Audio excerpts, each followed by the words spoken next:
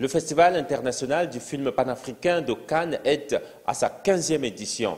Une aubaine pour ces Africains, comédiens, réalisateurs, bref, cinéastes, que se retrouver ici autour de thématiques multiples, exprimant créativité. 44 films en compétition, 30 pays représentés, sans compter les autres bien sûr, avec une équipe de jury de près de 10 membres. Un festival qu'incarne, certes, Ethel Basile, mais qui a eu pour présidente pour cette 15e édition, disais-je, une Congolaise. Ce festival est un très bel hommage au cinéma africain, mais nos us et nos coutumes, nous les connaissons, et c'est plutôt pour les montrer ou les proposer aux autres que nous sommes là. Vous avez dit combat. C'est un combat. Le cinéma africain, de façon générale, reste un combat. Dans la mesure où, tant qu'il ne bénéficiera pas de soutien des États et de beaucoup d'autres organismes, il continuera d'être un combat, parce que si vous faites un film dans la difficulté, c'est que vous menez un combat. J'ai pensé en fait à cette 15e édition.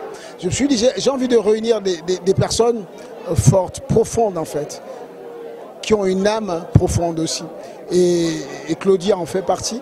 Et je suis très heureux de la voir parmi nous, parce qu'elle fait partie de ces femmes qui font avancer le monde, qui font avancer l'Afrique.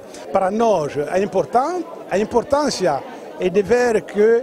Pour nous, il est important de faire savoir qu'il existe un lieu où on peut exhiber des productions cinématographiques africaines. C'est une vision universelle, un discours universel, bref, un espace où la présence africaine se fait place, quand bien même ici à Cannes. Un des points forts du festival du film panafricain est d'abord de nous permettre d'avoir une vitrine qui permet de revoir les films dans un public élargi, et ça fait beaucoup de bien.